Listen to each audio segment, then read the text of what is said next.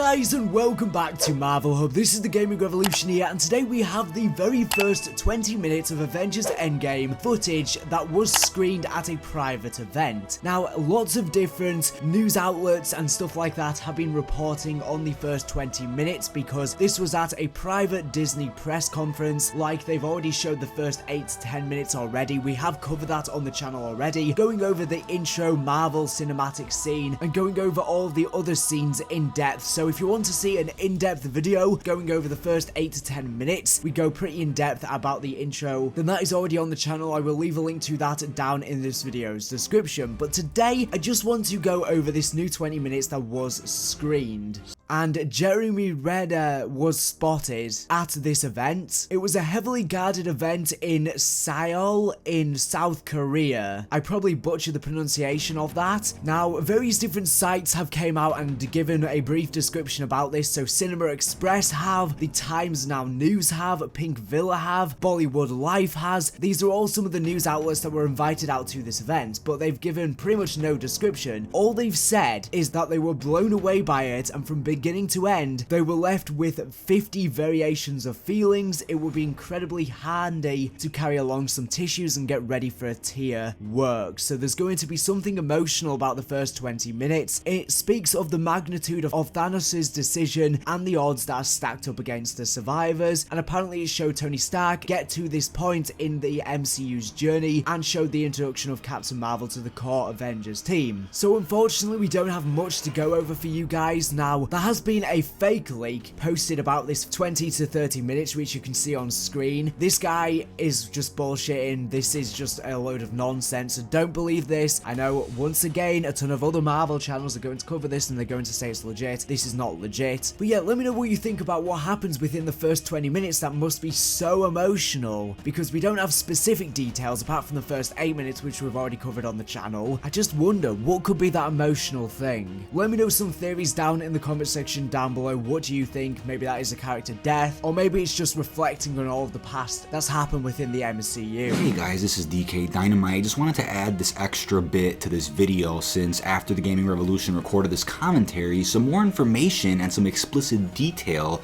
about this said 20 minutes was released over on Reddit. Now, the reason this is interesting is because the guy's name is Throwaway Endgame, so I guess his mission is to set out and spoil as much of the movie as he possibly can. But a couple of hours after he wrote this summary, everything he's ever written or replied to was deleted over on Reddit. So either this is 100% true and Disney took legal action against him to take down these posts, or this is fake and he was either told to or felt the need to delete everything since it isn't true. But you guys can be the judge of that. But everybody on Reddit seems to believe this, and it is pretty fishy that all of this stuff has disappeared now. But take this all with a grain of salt. We can't say this is 100% legit, but parts of it do seem very fishy, but definitely worth covering. So let's jump right into it. He says, so Marvel has begun privately screening the first 20 to 30 minutes or so of this film to select groups of people in my area. Most of what they've shown to anyone was in-house or to critics until recently. I won't say more than that, other than I personally know someone who was selected that was able to get me in there as well. This is way too long to post in here, but whatever. Yes, I took notes. Here it goes. The movie opens to the harsh, continuous beep of an emergency broadcast over the Marvel Studios logo. Same one from Ant-Man and the Wasp post-credit scene reading, "This is not a test, there is a state of emergency in effect. Please stand by for further instructions." Whole screen is a shot of that for a few seconds. Cut to the Barton farm. Clint is away from the family picnic teaching his daughter some archery. He jokes that the 30th time is the charm, to stay steady and not even think about it. She nails the center of the target. He and his daughter have a funny back and forth about who the better archer will be when she gets a better trainer. Clint turns back to her for a moment, expecting a response to his quip. He turns back around as she isn't there. Clint looks amused for a second. He calls out her name, looks behind the tree, nothing. He quickly begins to panic, asking his wife if she's seen her, that she was just with him. Laura has no clue. They frantically search around the house to no avail. Clint turns to see his two younger sons reduced to ash in front of him. Clint runs out of the room, to Laura, who is slowly turning to ash in his arms. Clint, in utter shock, walks into the living room where the TV is blaring the aforementioned emergency broadcast, "This is not a test." Back on Earth, Wakandans mourn mourn their lost loved ones. We get a pretty emotional sequence there. The remaining Avengers gather themselves in the lab that was used to protect Vision in Infinity War. Shuri has been dusted, obviously. Okoye vows to do whatever she can to help them. Their wounds are attended to. Banner sits in stunned silence, as does Rhodey.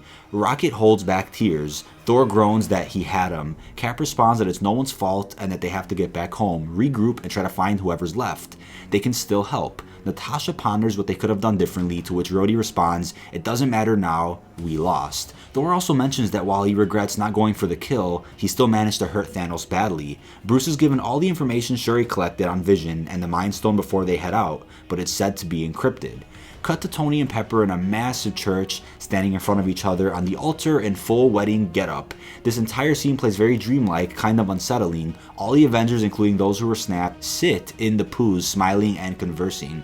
Happy stands behind Pepper with a baby nestled in his arms, who we can only assume is Morgan. The priest reads through the usual vows. Tony smiles and says, "I do." The Avengers cheer as they turn to ash. Tony looks into the crowd to see Pepper die again. Happy and Morgan fade to ash as well. Tony is visibly horrified. Pepper gets dusted before she can say "I do" as Tony screams, and we cut to him waking up from this nightmare in the Benatar, shaken.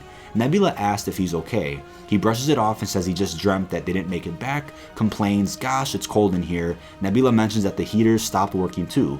Much of the ship was heavily damaged in the battle on Titan. It's also mentioned that the ship can no longer jump travel, something about missing parts and some coils being burnt to a crisp. Very pseudo-science-y as per usual in the superhero films. From here we jump into a relatively fun montage of Tony and Nebula passing the time together, playing paper football and hard at work repairing the Benatar.